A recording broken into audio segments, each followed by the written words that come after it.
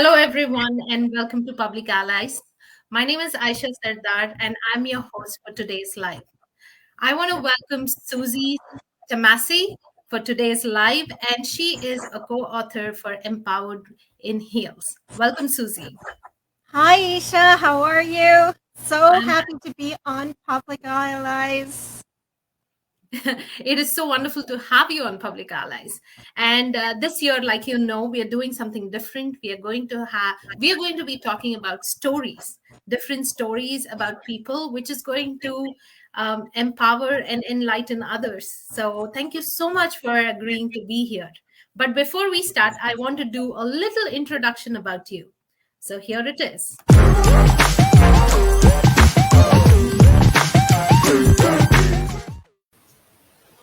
Suzy Tamasy is an entrepreneur, award-winning mentor in finance, and a leader in advocating for entrepreneurship as a way of creating positive transformation in the world. Suzy is the founder of Suzy Q Jewels, Frugal Divas, Empowered in Heels, Biz and Fashion Magazine, and Women on Biz, an initiative to radically transform how we support, celebrate, and finance female entrepreneurs. She is also a blogger, event producer, and serial entrepreneur. An entrepreneur and woman of style from an early age, Suzy understood from very early on that if she wanted something, she had to work for it. And it's that knowing that has helped her break the barriers and tenaciously pursue a love of fashion. Suzy started as a jewelry designer using recycled items and has evolved to her mini empire with a virtual consignment shop and new clothing line under Suzy Q Jewels and Frugal Divas. Her clothing line donates a portion of its sales to women's shelters across Ontario. Suzy also has two magazines, Empowered in Heels and Biz in Fashion. To give back to the community, Suzy hosts a yearly swap, sell, and donate event and fashion show with her signature trademark walk showing the cycle of abuse and stopping the violence. Suzy is currently based in Oshawa, Ontario, with two lovely sons. Check out Suzy Q Jewels to learn more about the beauty, brains, and business savvy Suzy Tamasy. That was a lovely bio Oh, intro. Thank you. thank you so much. But you're doing such wonderful things, I feel it doesn't do justice, but there it is. We have to say something about you so Oh, our thank viewers you. know who you are. Thank you so much for having me on your show again. I'm ecstatic because we are sharing Empowered in Heels. And this is a book actually that has come out in the right time, especially with Women's Day around the corner, to Yeah. inspire women right now out there. Yeah, I actually want to talk to you about because today we are going to have all some of the authors, co-authors of Empowered in Heels.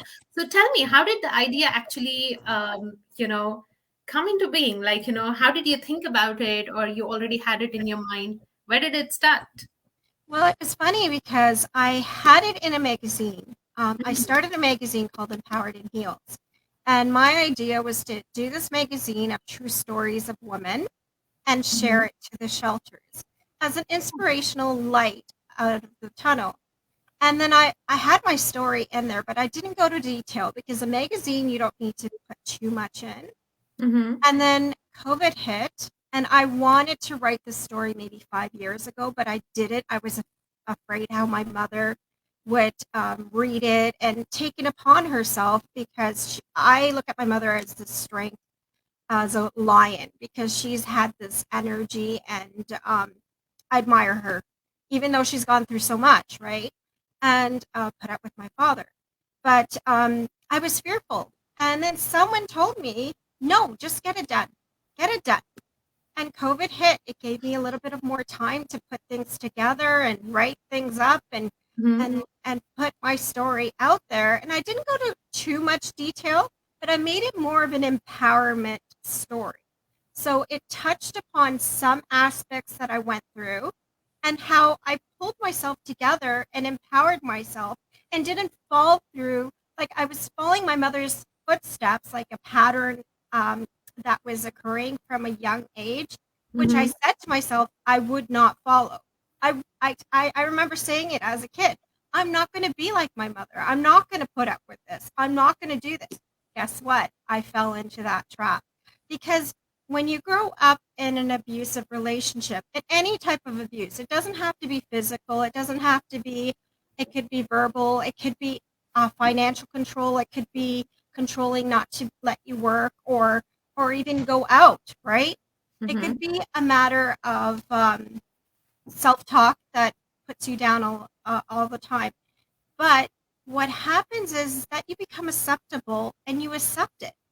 And then until you break that pattern, and that's why I did hypnotherapy to stop that pattern, and I became a cognitive behavior therapist to help the shelters, the women that I deal with and that I come across in path, to help them break that pattern and help their children so that they don't fall into the pattern. Which is wonderful, Suzy. And you not only did that, but you brought a lot of women together, like, who also had, their own set of issues. And we have two such women here. I would like to bring one of them. So we introduce her and talk to her a little, and then the other one. Is that okay with you? Yes, would love that. Okay. Hi, Jennifer. Hello. Thank you for having me. Thank you for being here. I'm so thrilled to have you guys. I read the book and I could see myself in few of those stories, and I feel whichever women is going to read about it, they are going to find themselves in somewhere in one of the stories there, right? So Jennifer, thank you for being here. I have a little intro made up for you too, so let's introduce you to our audience.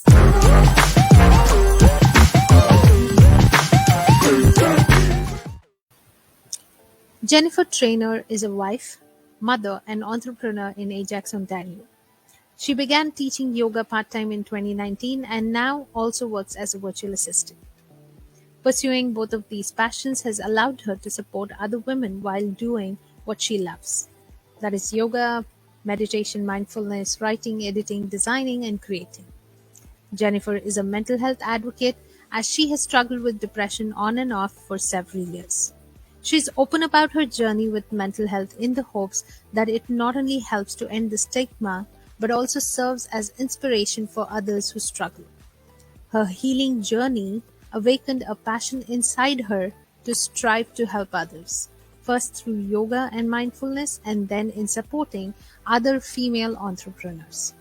Jennifer has spent over 15 years working with major media outlets, being published as a blogger and copywriter before embarking on this journey with the co-authors of Empowered in Heels. When she's not busy in front of her laptop, writing, editing, and content creation, you can find Jennifer spending quality time with her husband, two children, and their dog, Seth. That is so wonderful, Jennifer. I love that. It's almost like I know you ladies now because I've heard stories about you. Well, the best part is that everyone in the story, it's like God put me the right people to put in this book, because we become like a sisterhood of women wanting to empower other women. Absolutely. Yeah. So Jennifer, I hear that, you went through mental health, and Public Allies advocates for mental health. So tell us, on and off, finding yourself in the same, routine again and again. How did you overcome that?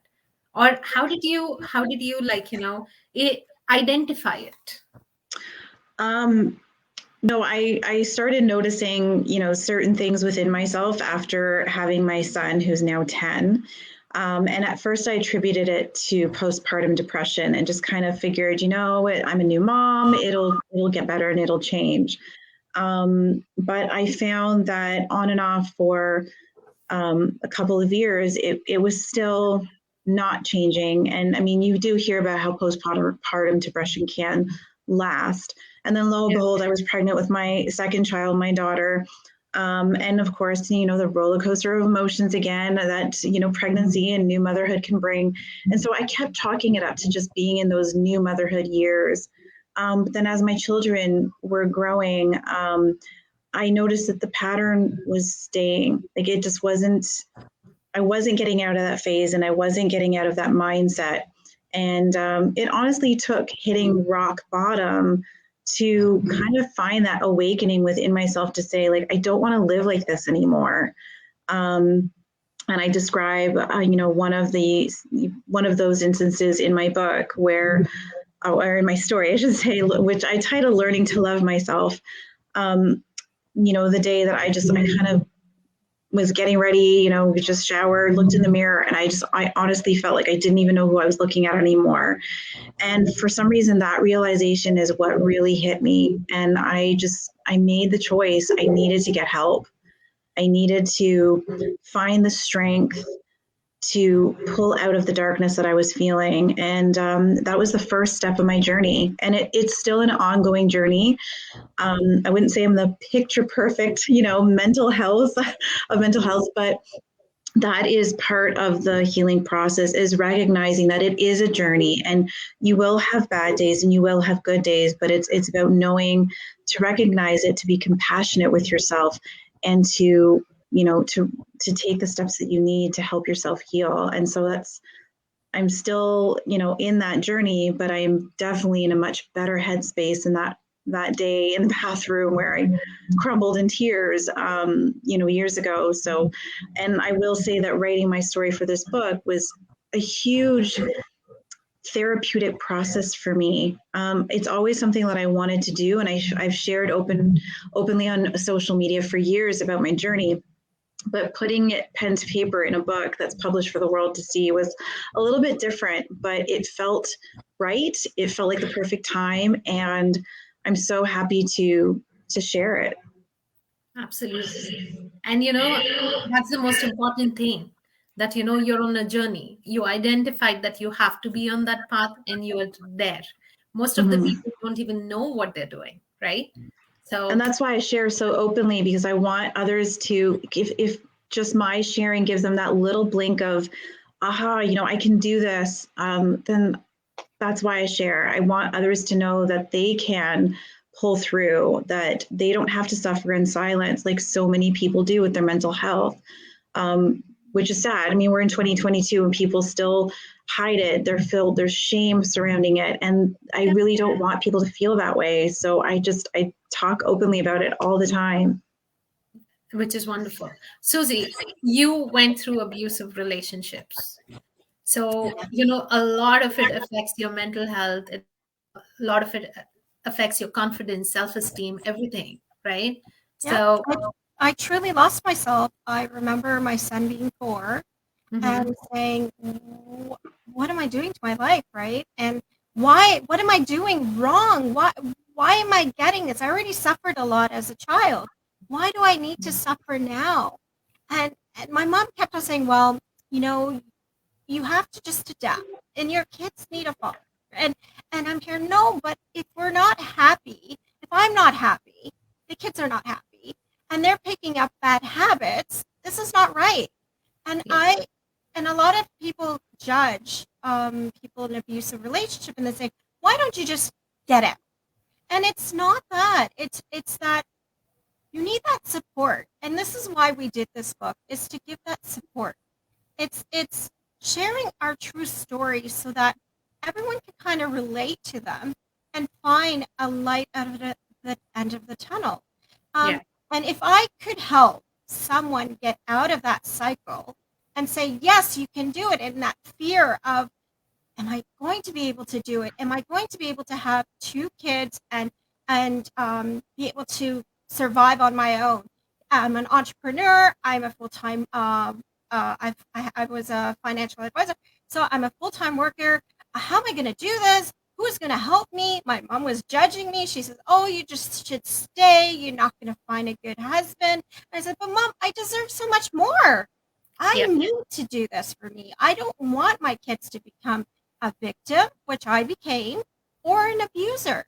And this is where it's so important to touch point in that, because every person that stays in an abusive relationship, our kids see it.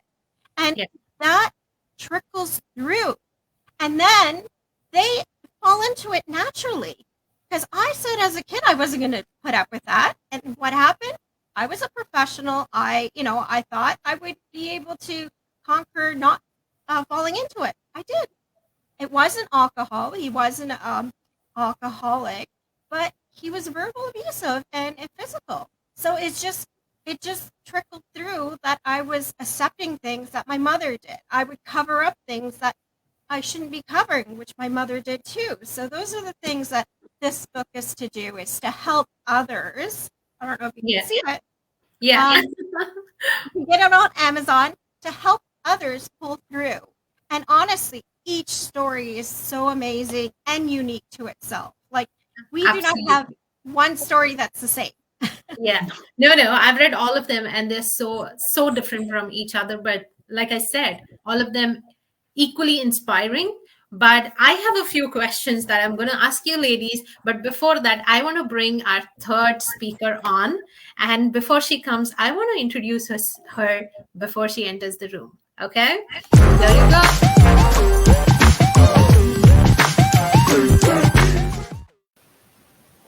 Beverly Thompson was born in Ottawa and now resides in GTA. Beverly left home in her early teens, wanting to see the world and live a life of passion instead of staying with her mom after her parents divorced. She had to work day and night to get herself to hairdressing school, but she did it. One day, a good-looking man came into the barber shop where she worked and swept her off her feet. They traveled the world together for 9 years before she found out he was a cheater and involved in criminal activity. Beverly left him to start her life again. She went back to school and graduated with honors from college, becoming the only woman in her family to even go further than high school. It was then she decided to go to university and get her bachelor's in marketing and a minor in law so that one day she could support herself. After working in the corporate world, she decided to open up her own cleaning business after a dream she had. Today she is a web designer, author, speaker, business owner, YouTuber, and a free-spirited animal lover. Beverly's best achievement is trademarking and creating MadeMart, a detailed residential and commercial cleaning company that covers the GTA. Her dream is to educate the public on the fair treatment of animals around the world. She has just finished working on her first of many children's books and is also a published poet. You can learn more about her on her website www.beverlythompson.com. Wow, that was great. Thank you. Welcome, Beverly. Hi, this is Dusty. This is my first and my oldest. Oh, hi, Dusty. I read about Dusty. Oh, my God. Yeah. Dusty's pretty famous. Dusty's like the only dog that's allowed in at Would-Be Rib Fest. She's very famous, aren't you? The Made-Mart mascot. But Beverly, I have to say, I almost felt like I was reading a script out of a movie. Like, Wow. It was like you traveled around the world, then you found out that, your boyfriend was into criminal activities, and then you wanted to get out, but you couldn't. Oh my God. I was like, we could make a movie. Suzy, are you planning to make a movie next? Well, I was approached by a producer, so we're waiting. We're waiting. Oh, wow. Whoever has the best bid. That's amazing. See, I told you. So tell me, Beverly, that, you actually worked during the day and, you worked and studied at the same time. How did you do that? You mean, okay, when I put myself back into school, when I left my boyfriend and I left my high society life, and I decided that, I had to rebuild my life and go back to school. I worked nights and weekends as a security guard, and I also had garage sales. I had a friend of mine that was going through to try to be a minister, and I even helped out her and her son at the time and fed them because they were having hard times. So, I really have to say that a lot of things that happened in my life, I really feel that it's because of my grandma and my mom praying for me and God watching over me. Like when I think about, being stuck in other countries and, stuck where I was in different relationships and different things that happen, somehow I think the hand of God came down and saved me each time. My brother says he can't believe how many things that I've overcome. And the same as you. He said, someday, Beverly, they should write a movie about all the 9 lives you've gone through and all the experiences. And, at one point I was stuck in India for like 4 years of my life, right? So I know what it's like to live in a different country, and I know what it's like to have a different culture, and then to come back to Canada and be culture shocked because you come back and everything's changed, the music's changed. You're used to, drinking chai and eating with your hands, and a different way of life. And then you come back, you got to use a fork. Everything's changed, right? And there was a lot of culture shocks in my life, and I think that's why I really appreciate diversity. Amazing. Suzy, how did you meet these wonderful women? Well, you know what? It's through their stories. Like, I was blessed with my editor, Jennifer. I have to give her a big kudos to being the editor. I had another co-author, which is Cheryl Bailey, and she's a photographer.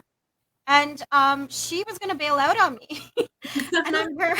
I have no one to write my story. And I said, and then she goes to me, is it okay if I try one more person? And she might do it, but she would like to be in the book too. And I said, okay, we can do that. We can do that. We need an editor and we can work this out. And honestly, it was like God sent me the right person, because like she has been my godsend, and we've worked together so well.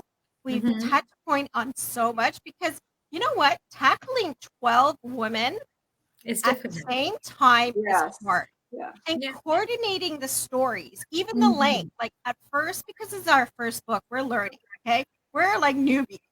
And I'm saying, okay, 5,000 words, 2,000 to 5,000 words. People were writing like 1,000 words. I had to go back to them. We had to go brainstorm, try to add stuff in there, give them ideas. Like, honestly, Jennifer was amazing, and giving tips and what to look for, like for the bio, what is expected for our website, because it can't be a big bio, it has to be a short bio. And Beverly has been amazing because she's helped with the marketing part. So it's like a teamwork affair, and which is easier to have a co-author book with several women to market, because hopefully everyone will take it as their passion and share it and really give it their 100% to promote it. That's what I really wanted. Some have taken that role, some haven't, and it could be because of their lives and whatsoever, or hopefully with more exposure that we're getting, they'll pick up and say, okay, you know what, it's my turn. I'm going to take the lead now. So it's empowering each other that this book should be doing with each other, right? Yeah. And other women. So yes, Empowered in Heels. That's what it is. If you want to buy the book, please go on Amazon. It's available on Amazon, and you can buy it there.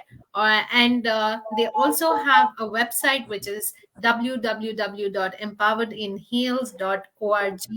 So you can go find more info on that too, right? Another keynote I'd like to bring in is this book is for all ages. We have cyberbullying in there, which is for teens. We have a young author that she shared her cyberbullying aspect. And I think Jenny also went through, Jennifer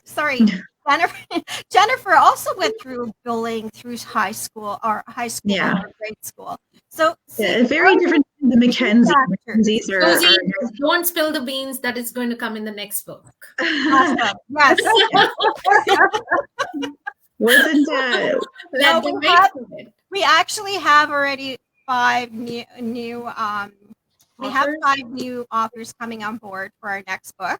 So we're going to do it as a series, and we're looking for any more. So if you'd like to empower yourself and share your story, honestly, by sharing your story, you can actually change someone's life. Yeah, and you know what? It's so true, like Jennifer said, like mental health is so taboo. And I used to work in corporate, so I know, like we would have to go in with a happy face and continue like nothing was happening, right? So today, thank God, it's actually opened up a bit. But yeah, those are aspects. All we need to work on, Azisha, is women equality and pay. Oh, Let's do it. absolutely. Oh my God. Yes. Tell me about it. Like, you do more work or equal work, but you're paid less. That's I so always have true. a problem with that. But Yeah. now I want to ask all three of you a question. I have read in your books, read in your stories that, it's always been like, we self-criticize. And we we are able to love others but not ourselves. So what did you do different that now you love yourself so much and you're sharing your stories with others, you're helping others along with helping yourself? So what are the symptoms? When did you see it? How did you cope with it? Let's start with, okay, alphabetically, Beverly. Okay. Okay. I think part of it is like getting love and unconditional love from my babies, my fur babies. That's a good one. I think on a daily basis, I really have to keep myself in check because for me, from a young age, I remember my mom when I was 5 years old shaking me and saying, Beverly, be really happy. Your dad will be home in a few minutes. And just shaking me, even if I was sleeping, so that I'd be like all excited and that he would be home. So for me, through my whole life, I've had to deal with anxiety and panic attacks. And I think what happens with that is that you feel unworthy. You feel like everybody else has got it together. And why do I have these panic attacks? After I put myself through school, when I had to go out and get my first job, when I had to do my first interview, that the anxiety, the panic would come in. I'd be in the bathroom. Oh no, I know, Pee Wee, it's your turn. And I would just constantly have to overcome myself. And I think I just got stronger and stronger by writing in my journal, by praying and talking on the phone to my friends. And one thing I found that really, really helped me was listening to YouTube. I mean, I'll show you. I know, baby. I know. Listening to YouTube, but the right content, right? Yeah. Well, I mean, like I would listen to Will Smith, Steve Harvey, Oprah, Wayne Dyer, and I would constantly, like every morning, I get up an hour early and I write in my journal. It's got a dollar sign on it. I have another journal. It's called my bucket list, right? And then I have another journal. It's called my dream. And what I do is every morning I listen to YouTube. I write down, my fears, my panics, how far I've come. When I look at my journals from 10 years ago, and that I was too scared to go into that interview, I was full of panic, feeling unworthy. But, by working on myself, and I'm telling you, even today, I still have to do it. When I see how far I've come, that, I could even be here with you guys and I'm able to talk. For me, that's huge. That I'm not having a panic attack and I'm just able to be who I am and whatever question you ask me. For me, that's huge. To be able to love myself and trust that, you know what, I am who I am and it's okay and it's enough. But I'll tell you, it was a lot of work and it constantly is, because if I let it go, I could fall into, like Jennifer, like I can relate in her book, that moment of despair when you just feel like you just like, do you go this way or do you go that way, And so you constantly, a lot of people don't want to talk about it, but I think everybody's got that unworthiness that my brother and I call the dark cloud that will come over you and try to take you hostage, right? So you constantly have to overcome it. And there's so many good tools of doing it. And I think that I've been able to achieve it through prayer, friends, journaling, and YouTube. I mean, thank God for technology and being able to come onto this show, like you're helping us too, women of power. I mean, all the 12 women in this book are all very powerful women. Yes, you all are very strong. But YouTube has to hire you as their ambassador. And I will make sure they do. Okay, Jennifer, coming to you. So you tell me, because when all these people are talking about abuse, or what they went through in their life, we don't realize that it is a mental health issue as well. Like when you're Hmm. depressed, or when you're conditioned to follow your parents behaviors, or what your mothers did, or what your fathers did. It is a conditioning that has happened, which has to be removed, which has to be taken care of. But then you identified, you said, like, who am I? Yeah. Right? So what was that journey like? Well, see, for me, I sort of I view my experience as I experienced emotional abuse, but I was doing it to myself. I was my worst bully. And I developed that low self-esteem at a young age and just believed that narrative for so long. Um, and part of what helped me change that narrative, and it feels weird to say this, but like experiencing depression helped me change my negative narrative, that negative mindset, into the positive one. Because reaching that rock bottom in my depression journey and realizing I needed help was the awakening that allowed me to say, okay, I have to make changes, and it all starts with me. So yes, I spoke with my doctor, and yes, I spoke with a therapist, and I did coaching and whatnot, and all of that was very helpful. But none of it was going to work unless I committed to myself to make the change. And it's been an ongoing, it's like I'm in this long-term relationship with myself. I have to commit to myself every single day. I'm not going to give up on me. I'm not going to let that negative self chatter and, keep going. I'm going to bring in the positive light, and I'm going to listen to that voice, and I'm going to keep telling myself that I am enough, that I am worthy of love, that I am, beautiful, and I am talented, and I am smart. And I'm not going to listen to those other words that I used to listen to, like the stupid, the worthless, the not enough, the ugly. I'm not going to listen to those words anymore. I'm going to create my own new narrative, and I'm going to stop being my own worst bully. But it is a commitment, and it does help to have the loving support that I do around me, my beautiful family, my husband, my children, my parents, my brother, all my extended relatives, and I come from a very large Portuguese family. I mean, I may not see them all the time, but just knowing that they are there, cheering me on, supporting me from a distance, to be welcomed with open arms when I do see them, to feel that love and that family connection, that helps me, whether they know it or not. It helps me to know that I have that support, and I know that I can always have them to turn to. And they, especially my husband and my children, they're my driving force. I'm here for them. A big part of why I found that courage to make that change was I said to myself one day, what kind of example am I setting for my children? If I'm always putting myself down, if I'm always beating myself up, if I'm always this negative, angry, frustrated, irritable person, what kind of mother am I being? And I didn't want to be that woman for them. I didn't want to be that mother for them. I wanted to show them that even in times in your life when things are struggles, when there's struggles, when things are dark, when there's challenges, we can be strong, and we can be brave, and we can push through those difficult times, and we can come out stronger. I want to empower other women, but the best way that I can do that is to empower myself. Yeah, absolutely.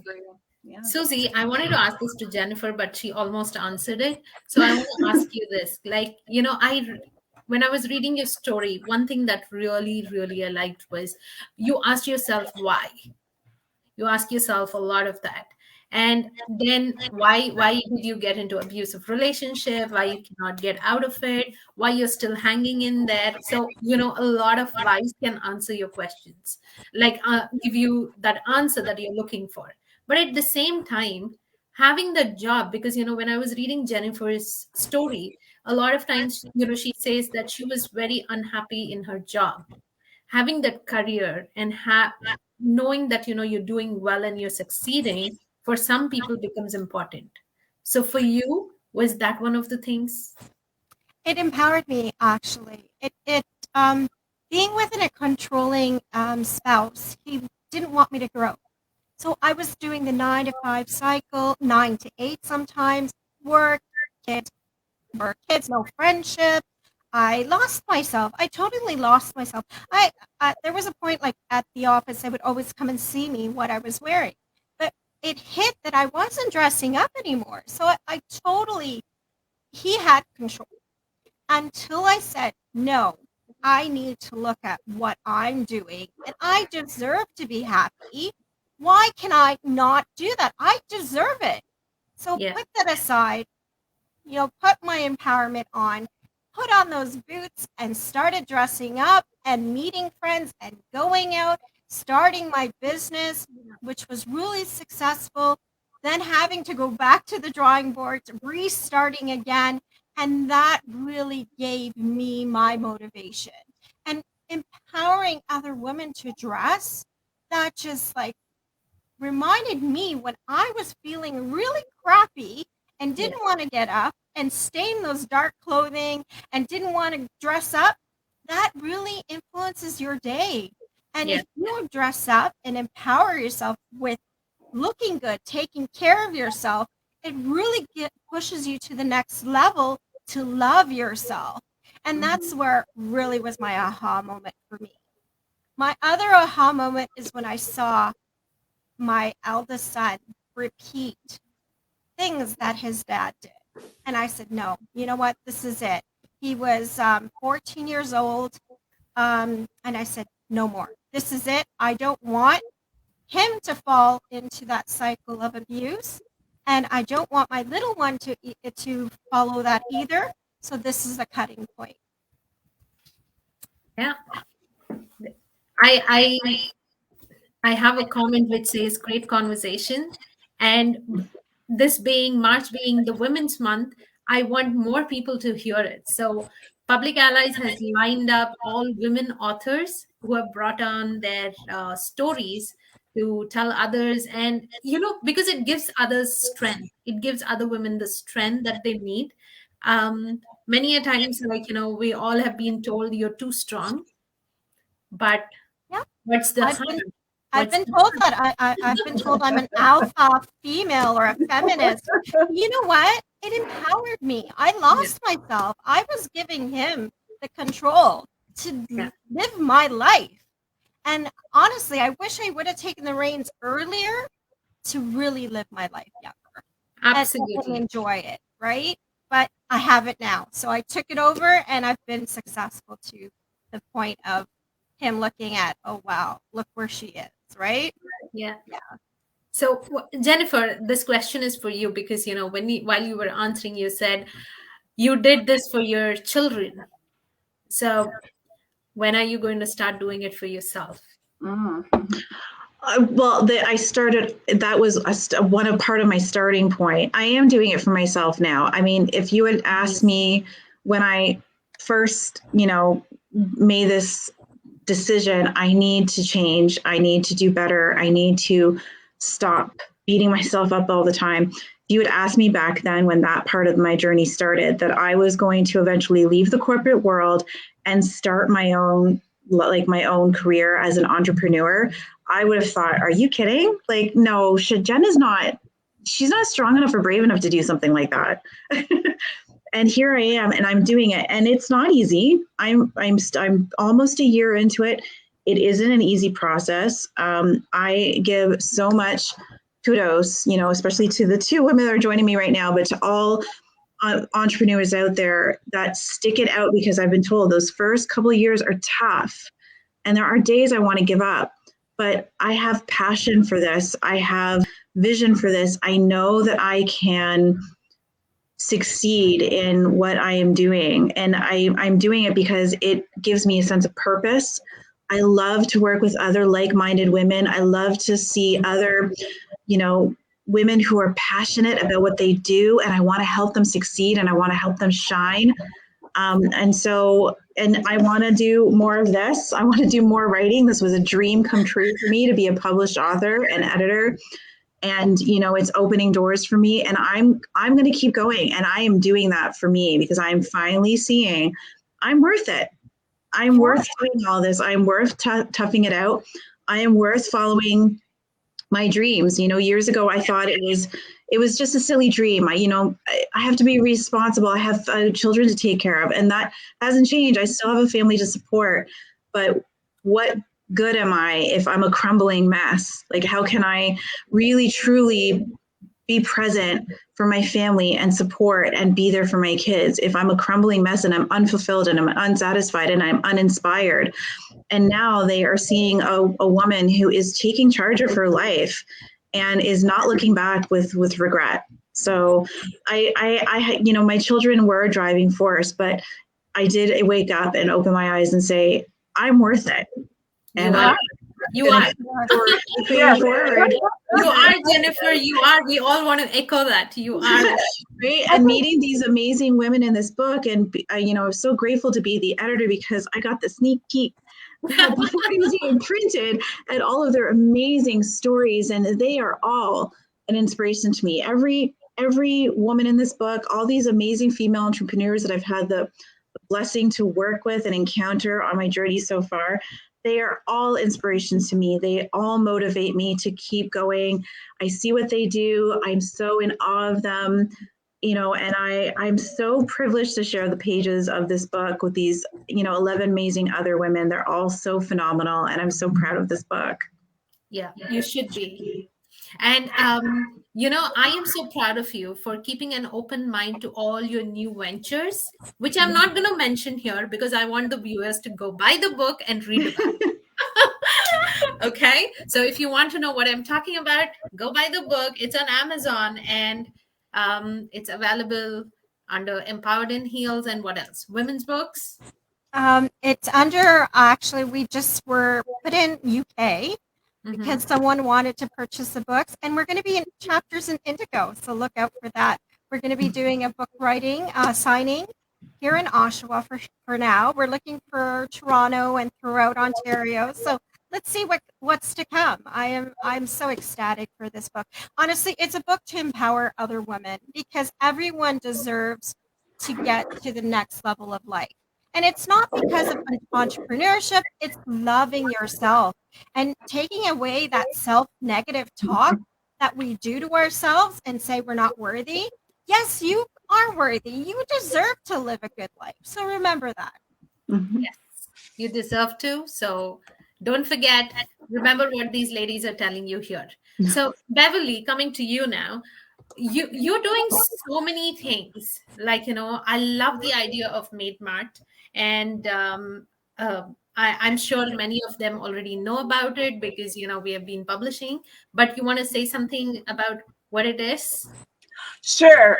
Maid Mart is when I lost my big corporate job, when I went back to school, I got a big corporate job and I didn't get that promotion. I was, my boss at the time was very disempowering. And I was sitting in my office that night crying, and the cleaners came up to me and they said, Beverly, if you ever open up your own cleaning company, it'll work for you. I said, well, that's never going to happen. So I went home. We had a house in Pickering at the time, and the cleaners had just finished cleaning the house, and I was organizing them, telling them that all the things they should be doing to my house and everything. They go, oh, Beverly, if you ever open up a cleaning company, we'll work for you. And I go, no, that's not going to happen. So I went home that night, and I didn't get that promotion. And my boss at the time was a woman, but she was very disempowering. And she had screamed at me, and I was still in my office at 7 o'clock. I had that office overlooking Bay Street, the thing that I always thought I wanted. I was there crying, and I finally got myself home. I went to bed that night, and I had a dream that I had a cleaning company, and it was called Maid Mart. Since my minor is in law, I decided to look it up, and it wasn't taken. So I did the trademark, I did the website, and I worked with a designer on the logo. And I thought, you know what? I'm going to leave the corporate world. I want to be home with my dog. I only had one at the time. Now I've got 3. And, I want to do something that I really love doing. And I started cleaning when I was 5 years old for my grandma for 1 stick of juicy fruit gum. I would clean all her cupboards. And I loved cleaning. I loved organizing the girls. And I thought, you know what? This is my passion. And, you know, all the education that I got, I could use it to run my company. And I remember the first time I went out and I started doing my little quotes and my, you know, and I had one little employee at the time, right?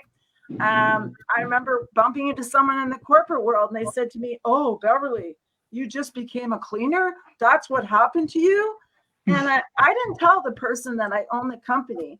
And I went into my car and I cried and I said, "Okay, God, am I going to move forward or am I going to feel like a victim? That, you know, I just became a cleaner." And I picked myself up and I said, "No, you know what? I'm not a victim. I'm a victor, and I'm going to make this company go no matter what. And I'm never going to let anybody treat any of my girls, my employees, how that woman in the corporate world just treated me. I'm not ever going to treat my employees how that boss treated me." And I went home crying that night. And today, the girls that I have working for me at Maid Mart, even if they leave, they always come back. We're like a family. We love each other. It's a group effort. We do residential, commercial cleaning all across the GTA. We have a carpet guy. We have a handy woman. We have a handy man. And we just love cleaning up other people's messes. We get down and dirty, right? Yeah. And I want to tell you something. No job is big or small. It's No. how well you No. do it, right? It doesn't matter what you do, as long as you do it with love and passion And pride. And you do it and your well. heart. Yeah, do it with heart. I believe in karma. So how you treat one, it comes back to you. Remember that. If it doesn't come back to you, it comes back to your kids. And that's the last thing as a mother you would want to happen. So remember that. Yeah. And Beverly talks about a law of attraction, which is through ask, claim, and I forgot the last one. I'm so sorry. Ask, claim, Believe. And believe. Yes. Yeah. And You must no. believe, We are not going to say everything about it because go read the book. Right?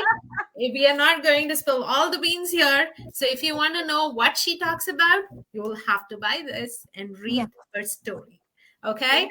So You'll like her system. I like it. When I read that, I was like, I need to do that. I know. So Like, for those watching, if you want to know what we're talking about, read Bev's story and you're going to go, okay, yeah. You know, I've had so many different miracles happen to me. I can't even describe.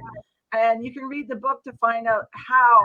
But it's truly amazing. You know, when I look at everything that's happened to me in my life and that I'm able to accomplish, you know, my goals, and through law of attraction, so many beautiful things have happened for me. And even today, I'm living on faith.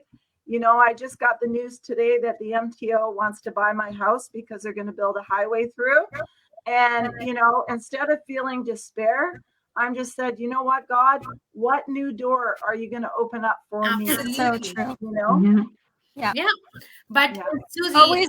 I really need to applaud you because, you know, you brought so many different women in here. Like, you know, there's a story about abuse. There's a story about mental health. There's a story about an immigrant and a story about bullying. There's story, so many of them. Not so many, 12 of them, and entirely different. There's one for each one of us, right? Yes. Yeah. And that's one thing I made sure is that we wanted to make it as an empowering story. We wanted to pinpoint not a biography, even though it was qualified as a woman biography on Amazon, but it's more of a self-help. And if you're looking, like if you're feeling that you are not going to see the light of the tunnel, please read this book. Honestly, it will motivate you, encourage you, and each story has something to kind of push you to that next level of life. Because honestly, it's true what Bev says, law of attraction. I'm a true believer of it. There were days that I thought, like, I don't know how, and I have to say thank you to God, and I say it every day still, being grateful and doing good things comes back to you in tenfold. So if you can give someone or be kind to someone, do a smile, open that door, honestly, it comes in tenfold. And do it with your heart. Don't do it because you want people to know. Do it with your heart, and you'll see God rewards you. Even if it's not you, it's your kids. You'll see. So try it. Read the book, by the way. Yeah. I'm Yes. more. Yeah. Thank you so much for being here today with us. I had an amazing time. I have too many questions. Maybe I'll ask after. But I don't want to give away everything. Maybe raise your book so we Yes. show that, Yes. Let me tell them where to buy it. If you want to say anything about the book, go ahead. Any of you, please say it. So you can find it under www.empoweredinheels.org or on Amazon. Just type in Empowered in Heels. And honestly, this is a book to give to your wife, to your friend, to your sister, to anyone, a nurse, anyone that you see that needs a little light in their life. This is the book to go. And I also want to say, I just want to add, this is a book not only for women, but it is also for men. Men, You can yes. know how we think, what women are thinking. And there are a lot of them who really, really stand by us. I want to thank those men. Yes. I want to say for others, there's always a learning. So, buy the book. There is good men out there, right? Yeah. I married one, so. Me too. Jennifer has a good example. Okay. Thank you so much, ladies. This was wonderful. And thanks for spending the evening with us. Public Allies is ever thankful for you to start off the March month with so much empowerment for the women. So thanks again. Thank you so much for having us. Thank you so much for having us. Thank you. Yeah, and I hope everybody watches you, reads your book, and we are waiting for that movie, Suzy. You promised on this, so we are waiting for it now. Well, stay tuned for book number 2. Yeah, we're working on it. So yes, and if you want to be in it, please contact us. We would love to hear your story and share it. Make it different. You can find Suzy on Facebook, or I think you can go on their empoweredinheels.org website, and you can leave your information there, and they will get back to you. Thank you so much, and bye from Public Allies, and have a good evening. See ya. Bye.